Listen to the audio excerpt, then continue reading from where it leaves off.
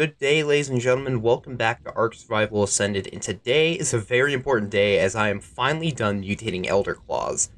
Now, I have to admit, it did take a little bit longer than it probably should have, as I really wasn't working on it too hard and kind of just procrastinate a lot, trying to work on other projects more and just not really working on it because the process of breeding these guys is really, really annoying, and it it took a lot of work to get them here. And in the end, I didn't even get all of the colors I wanted. I missed one, but I found a good substitute that I think works pretty well. But anyway, I haven't looked at their stats, so let's go ahead and do that right now. I have over here on the left, we have the stats of all the best stats before the mutation process. So the best health, stamina, weight, and melee that I got from all my taming. I have the mutate stats.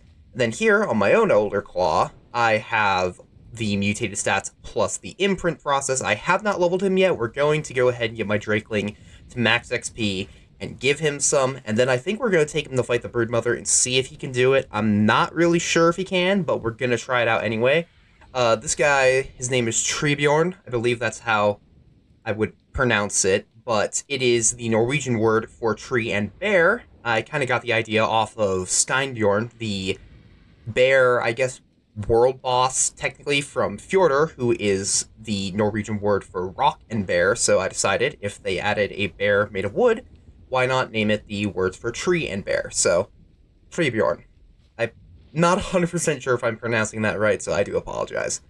Anyway, as for the stats, we have this, starting off at about 11,000 health, 2,000 stam, and 1,600 weight and 510 melee, and these stats are absolutely amazing. I mean, these are some of the best tamed stats I've ever seen. So, already after mutations, 20 mutations on health and 20 on melee, by the way. That's going to be really high numbers, so I haven't seen this yet. Okay, we make it almost up to 16k, and 660 melee damage. That's not bad. That adds about 5,000 almost health, and then what'd that be? 150 melee damage. So not bad at all. But after the imprinting process, we get almost 20,000 health and pretty close to 800% melee damage, and the armor goes all the way up to 61. I just want to check, what was it over here? 47. So Elderclaws are definitely more of a creature that's more meant to take damage rather than deal damage. So I'm not really sure how they're going to work against Grendel, but we're going to see. I haven't taken this thing out. I don't really remember much about Elderclaws, to be honest. I didn't really do too much. But I'm just going to pick up Trebjorn, and we're going to go try and find something. I think there's an Alpha Rex out here that I can go ahead and test him on for now. Let me just make sure. Probably get rid of that. I have begun the process of mutating Mega Raptors, by the way, and I've actually already finished Deinonychus, but I wanted to get this Elderclaw one out first, so the Deinonychus episode will be out soon. I'm hoping that we can try and find something to test them out on, but I'm honestly more excited about this Elderclaw one because at this point, I just need to know if this was all worth it. I have never spent so much time on a mutation project ever, and honestly, from all of the constant opening and closing of crop plot inventories to put the seeds in, I would not be surprised if there is some permanent damage to my fingers. So hopefully I'm not going to get arthritis from this, but we'll see. It definitely was a pain, and honestly, regardless of what these things are capable of, I'm not really going to recommend that you try and get your own unless you really want to, because you can probably find another creature that can do the same thing, maybe even better. But at the very least, the work is probably not worth the reward. Alright. I think to test it, we're just gonna take it out and use all of the sauropods and the parasaurs around here, plus any of the carnivores that show up. I don't really think I'm gonna try it on anything else. I just want to make sure that I will take the hide and the fairy claws just in case. Yeah, let's go ahead and see. I haven't gone ahead and put any levels into him yet. I'm thinking they might come pretty soon. Now that I think about it, though, I want to quickly toss off my Drakeling just so we can get an idea of just how much damage we're doing normally. And we're looking at about 360, which isn't really that great, if we're being perfectly honest. I mean, I would really hope for better, but again, these guys are not meant to be doing damage, so they're more aimed at being good tanks. So, definitely not going to be the greatest in damage until we go ahead and we make its totem appear, which I will have to go ahead and do that. Now I will put the Drakeling back on. This will give me a 10% boost in my damage, so I'll be able to hit a little bit harder. I believe it's a 10% boost, but I'll get a little bit of a bonus to the melee damage. That's all that really matters, so unfortunately this guy should be able to give us a lot of XP.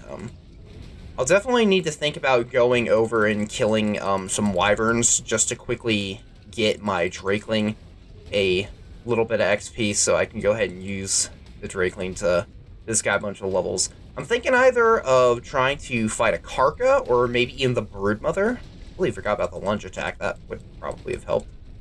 But just something to try and make this thing really work. See how it goes. I do also have the ability to activate the armor, so pop that if I need to, but I don't think I'm going to need to yet. Let's see. Oh, it's another one. Guess we can just quickly deal with this, and it's a 140. Of course it is. That's a 150, never mind. Last one was a 145. Apparently I should have been mutating Brontos instead. Anyway, but yeah.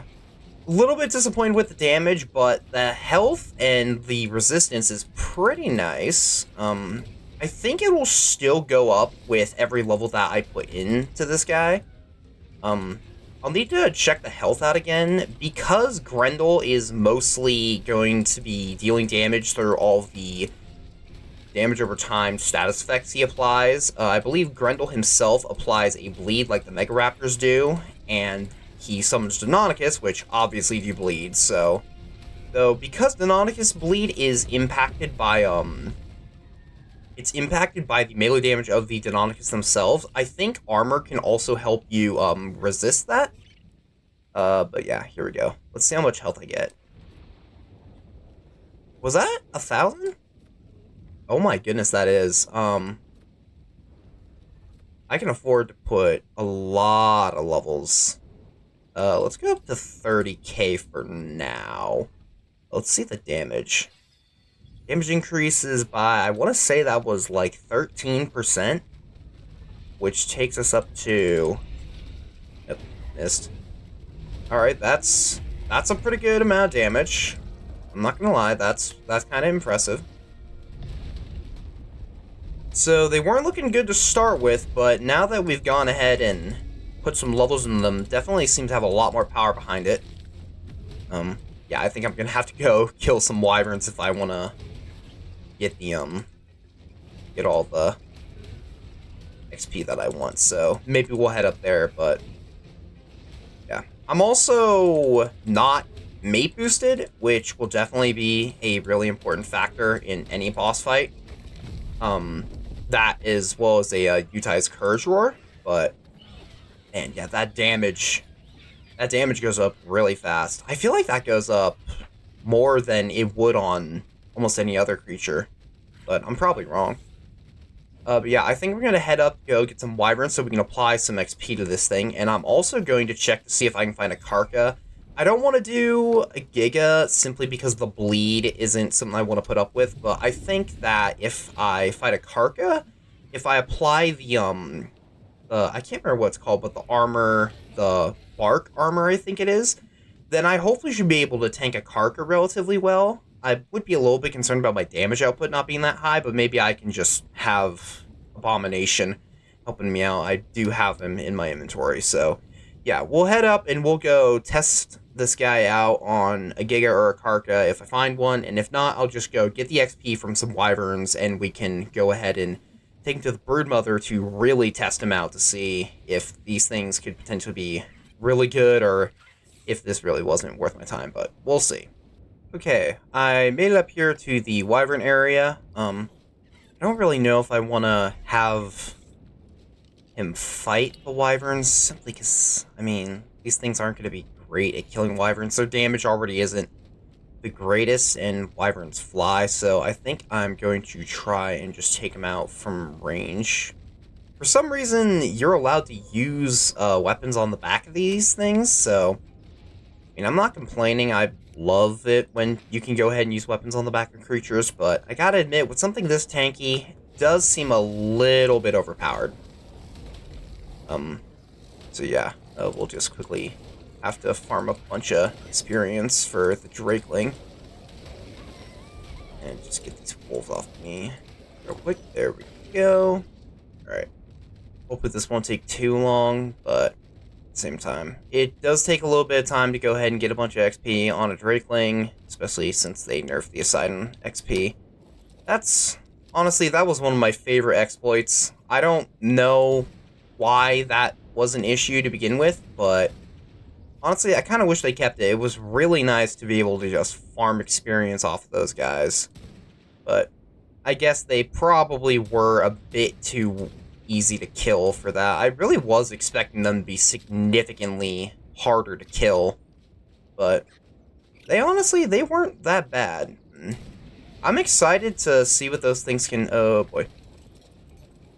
Anyway, I'm excited to see what those things are going to be able to do in the future at Lost Colony. I do plan on attempting to mutate them, but seeing how bad their taming method is, I wouldn't be surprised if I end up not being able to do it. I am really excited, and honestly, I know that a lot of people might disagree with me here, but I'm really happy for the 2-day delay simply because it lets me wrap things up here, and I don't know. I feel like it'll just come out. I hope it'll be able to come out better. For some reason, I've never really had an issue with them making delays on things, but normally that's because I'm stuck trying to desperately finish up my playthrough on the current map whenever they bring out a new one, so I'm already really anxious to try and get stuff done, so them going ahead and giving me more time, I guess, just makes me feel better. But it does get a bit annoying sometimes, but I don't know. If they can give them the chance at making it better and run smoother, I mean, any chance that they need is a chance. Any chance they can get is a chance I'm willing to take. I really hope Lost Colony does do well. I really hope that it's going to be fun to play on, and that the creatures that we have to see there will be very interesting. Already, from what I've seen, the main art for the expansion just came out today at the time I'm recording this, so I did not mean to do that. So I'm really excited to see what some of the creatures in there are going to be. Obviously, not every single one has been introduced into the game currently. So far, we have the Valguero and the Poseidon. I believe that there's a couple others that haven't even been shown in the crunch, because there's I think it's the Malwyn and the Solwyn. So I'm hoping that all the others that we haven't had a chance to really see are going to be nice. It looked like there might even be something that flies, which is very interesting.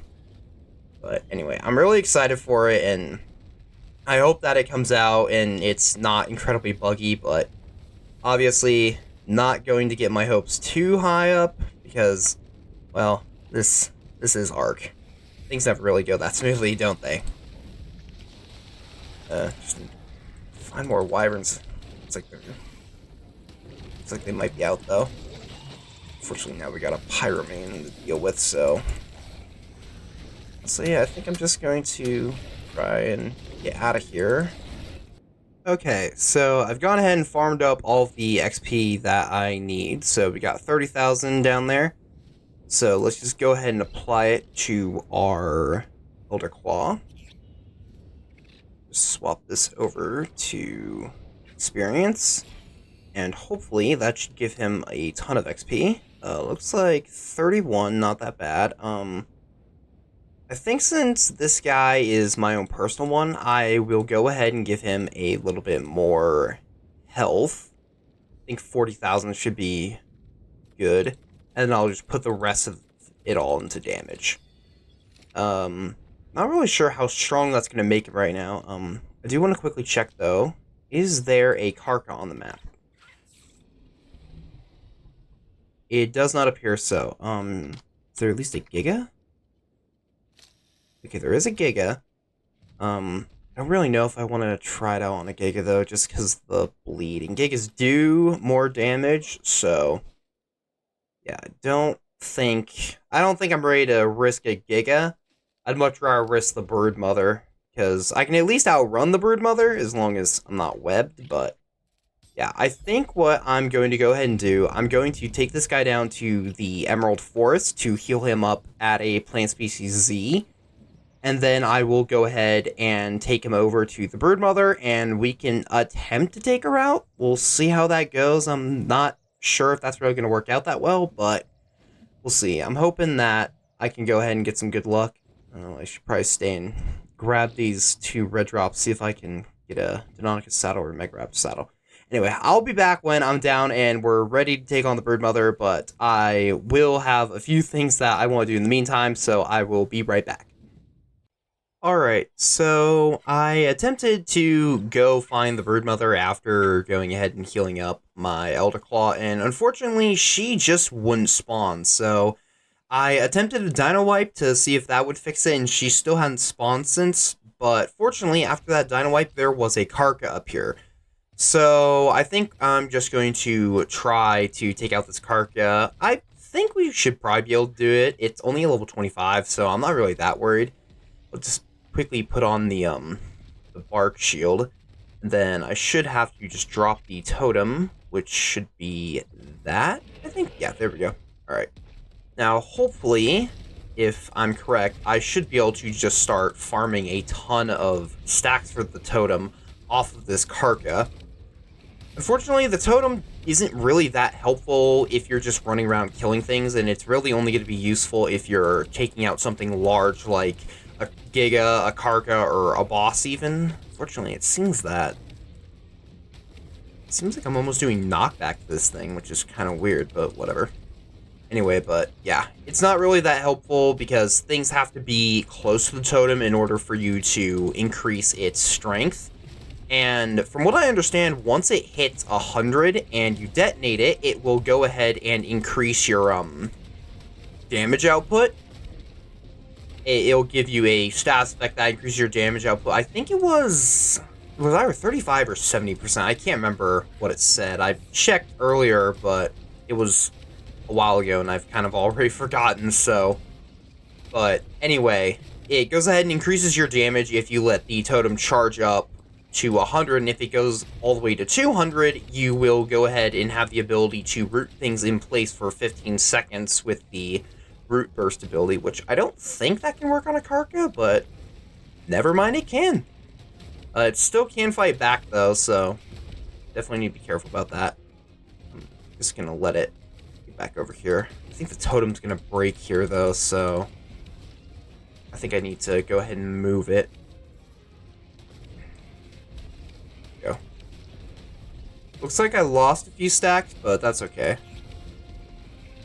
think I just need to keep moving it to prevent it from going ahead and breaking, and I don't really know when it comes off cooldown. This Kark is about to fall off the edge, though, so I'll just quickly pull it over here. It does look like we are more than capable of taking this thing down, though. I mean, it is only a level 25, so I really wasn't that worried to begin with, but definitely do be careful whenever you're fighting Gigas and Karkas. They're powerful, and they deserve the fear that they're given.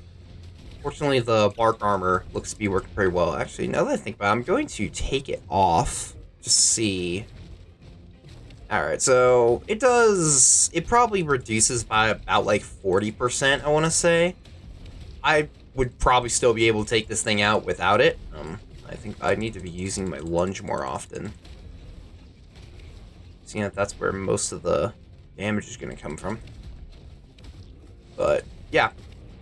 This thing, it's definitely able to handle taking a lot of damage, and I do appreciate that. That is really nice. just makes me a little upset that Grendel is a boss that is kind of designed to not really care about how much health your creatures have or how much armor they have, because more centered around just applying damage over time effects, which just bleed you down. So the lack of damage is definitely going to hurt, but I'm hoping that due to him just being a relatively weak boss, I need to move the totem, and yeah, it goes down by it. But I'm hoping that his general weaker health will make it work out in the end. We'll see. If not, I do have a couple backup plans, and I can even attempt it with Deinonychus, though I would like to get a good blueprint for a Deinonychus saddle, which I have not been able to get a blueprint. I've gotten a couple pre-built, so I know they exist, but not really sure about getting a blueprint, so that might take a little bit of work.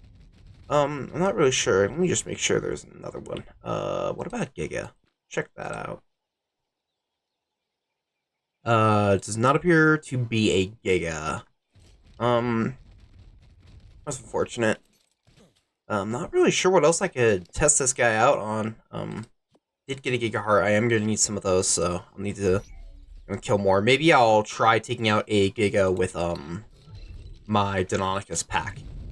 I might quickly go check to make sure that the broodmother didn't spawn, just in case. I checked right before I came for this carcass, so I'm gonna quickly check again just to be sure, but I'm not really expecting it to be there, and then afterwards I guess I'll fly by the house, see if there's an Alpha Rex, and then we can go open up that Dragon Horde. I completely forgot about that, so I will be back in a minute once I've checked all that. Alright, turns out that Ark actually did hear my cries for an Alpha Rex, and it's actually responded, surprisingly enough. So we're going to quickly take this guy out, just go ahead and get some more XP on the Elderclaw, and now that I think about it, I need to put down the totem. A little bit of a lag spike there while doing that. Fortunately, all this fog is not exactly great for frame rate, but it'll be fine. Just need to go ahead and try and get this totem all the way built up. I'd like to go ahead and activate the extra power, but I don't know if we're going to be able to manage that, seeing that I wasn't even able to pull that off with a with a Karka. I doubt I'll be able to do it with an Alpha Rex. I don't think Alpha Rexes have as much health as Karkas, but I guess I haven't checked Alpha Rex stats in a while, so I don't really know, but yeah. I should also put on the bark. Did that work? Nope. Missed it. Let's see. Alright, for whatever reason, there we go. Alright, get that resistance up. That'll be nice and helpful. Yeah. I definitely am curious to see what these things will be able to do when I have 19 of them. First round against Grendel, the first attempt, hopefully it'll be the only one that I'll need to do, will be 19 of these and one Utai, with obviously I'll be on the back of the Utai, but hopefully they'll be able to make it work. Unfortunately, they can't use the totem on their own as far as I know, so we're not going to be able to get the bonus from that. So it's a little bit unfortunate, but we'll see. I think I might let the totem run out just to see if it will go ahead and keep all the stacks when I drop another one, or if it'll just get rid of them all, or we'll see. But let's see. Just wanna really take this thing out, and then we can go get that Dragon Horde. But damage it's okay. It's definitely not as good as something like a Rex, or honestly, I think even an Aloe would do more damage than this, but I don't know. It's not too bad. There we go, another one. Okay, it does start back from 0 if you let it break, so you do need to constantly refresh it.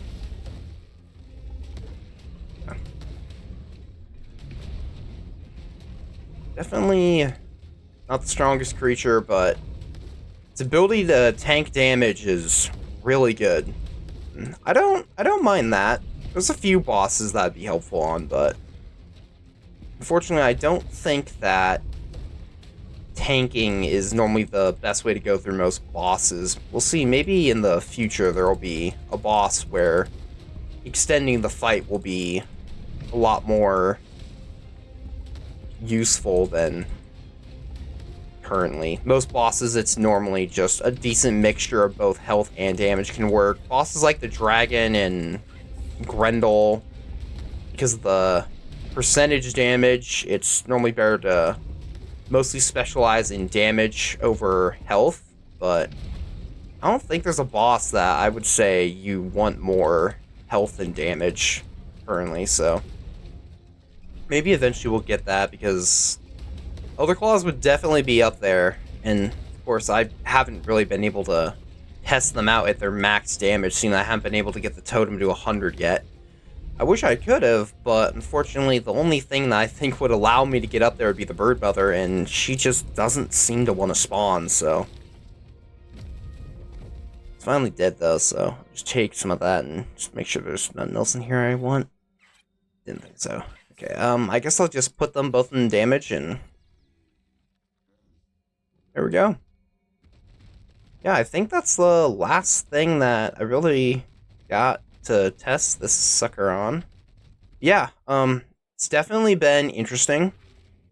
It's not the best creature out there, but it's definitely not awful, and I'm not really sure if it was worth a month of mutating, but they're definitely cool, and obviously I can't go ahead and completely determine if it was worth it until I face Grendel, which I'm hoping to get done soon. I'm not really sure when to do that, because I do need to grow up a bunch of Elderclaws, and I still need to grow up a Utai, and I want to go ahead and probably give my Utai a blast of Drakeling XP, and I'm not really sure if I want to do that with each of the Elderclaws, because that's 19 times, which is a lot, and I don't really know how to farm that much XP, and my server's gonna restart in 5 minutes. Alright, better hurry this up.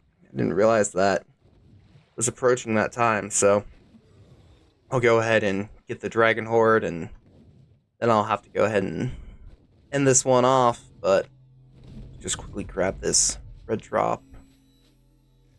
Really? Well, that's just dandy. Alright, looks like this one's actually right by the cave that's over here, I think. Actually, wait a minute, I think it's in the cave. I'm not sure if my Drakeling's gonna be able to uncover this unless I go into the cave, and honestly, I really don't feel like doing that right now. Oh, there we go. Only problem is, where is it gonna spawn? Oh, there it is. Perfect.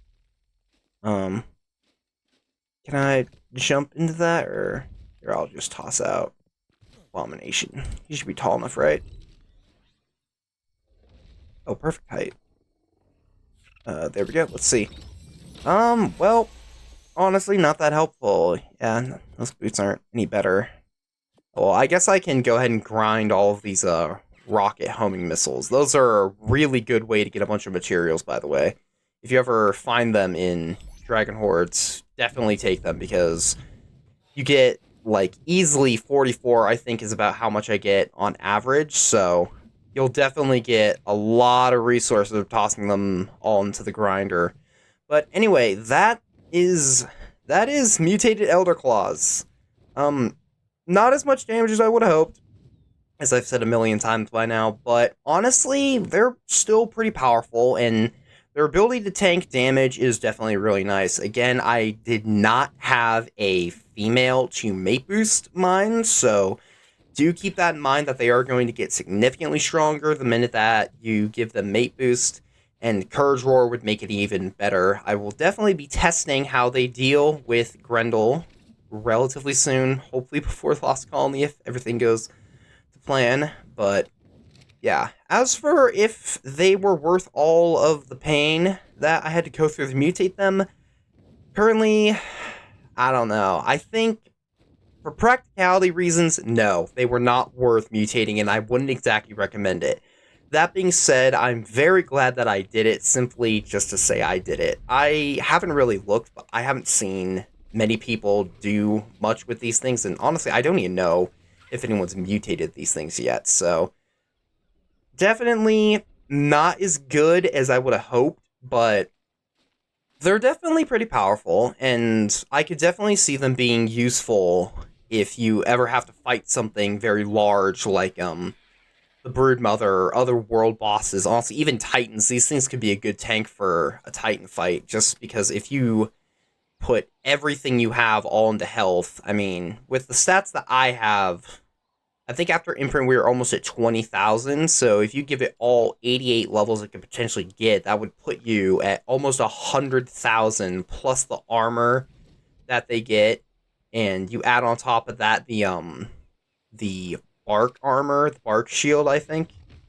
and mate boost, courage roar, and these things will be able to tank a lot of damage, so definitely a good option if you need something that can take a lot of damage, but if you're trying to deal damage, can't really recommend these guys. Is it takes a lot to go ahead and get their totem up to 100, which will increase their damage output, and obviously I wasn't able to even show that off because I couldn't go ahead and get it to happen, so maybe at the Broodmother spawns, 1 minute left, gotta hurry this up, maybe at the Broodmother spawns I can go ahead and test it out on her, which, by the way, if anyone knows of a way to go ahead and get her to spawn, if there's something that I need to do, if there's some server saying or something, please do let me know.